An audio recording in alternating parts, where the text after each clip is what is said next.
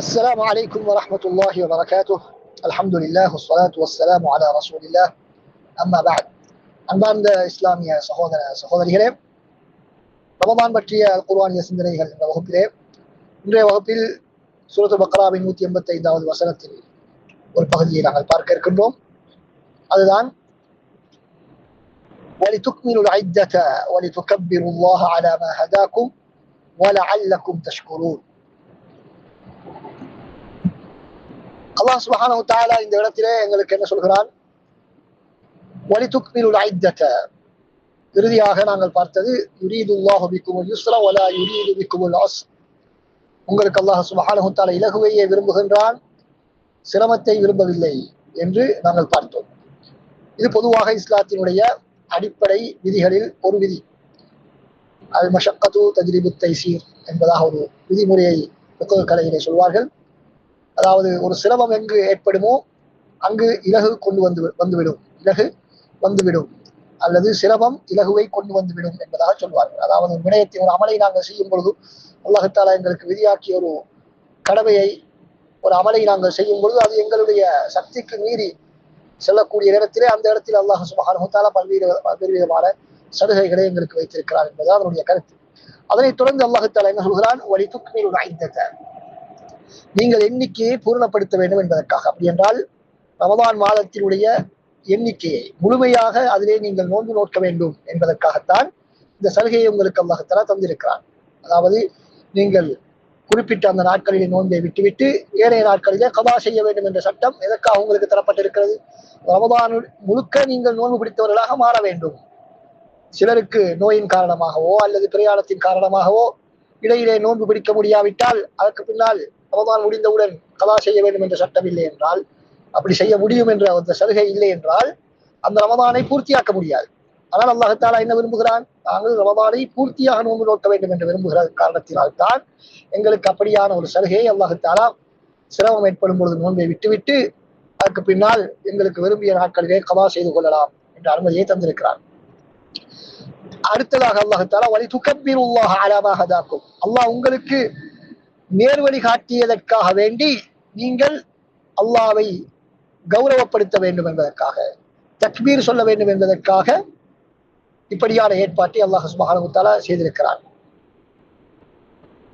அப்ப இந்த இடத்திலே தக்பீர் என்று சொன்னால் பெருநாளுடைய தக்பீரை குறிப்பதாகவும் அறிஞர்கள் சொல்கிறார்கள். அதுவும் ஒரு கருத்து.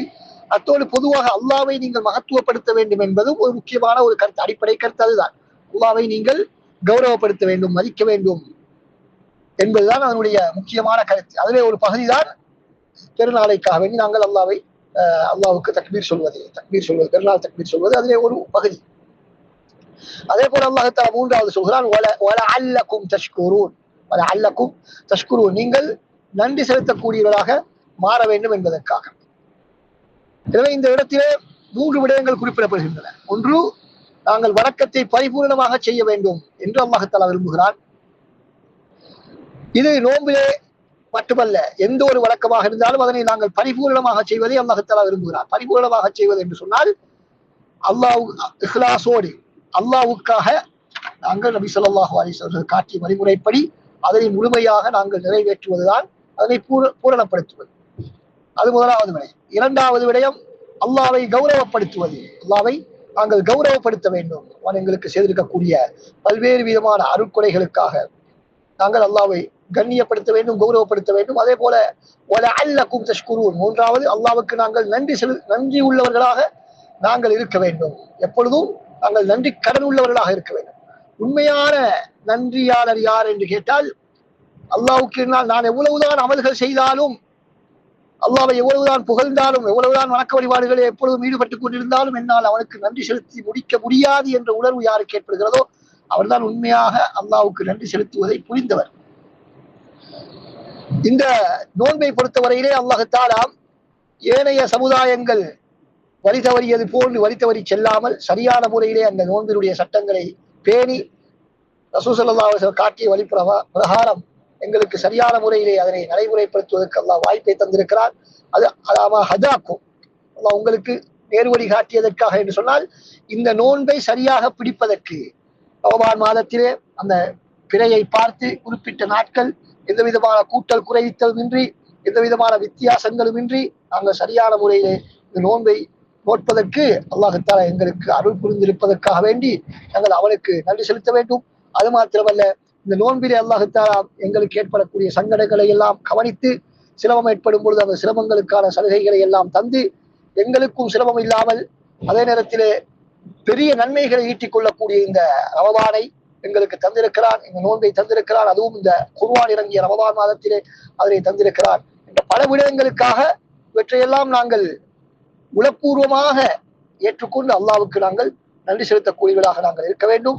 அப்படி நாங்கள் நன்றி செலுத்தும் பொழுதுதான் அல்லாஹ் தஆலா இன்னும் இன்னும் எங்களுக்கு வணக்க வழிபாடுகளே ஈடுபாட்டையும் அதிகரிப்பையும் ஆர்வத்தையும் ஏற்படுத்துவார். நாங்கள் அல்லாஹ்வுக்கு நன்றி செலுத்துவதற்கு மீண்டும் நாங்கள் அவனுக்கு நன்றி செலுத்த வேண்டும். நன்றி செலுத்துவதற்கான வாய்ப்பை தருவதும் அவன்தான்.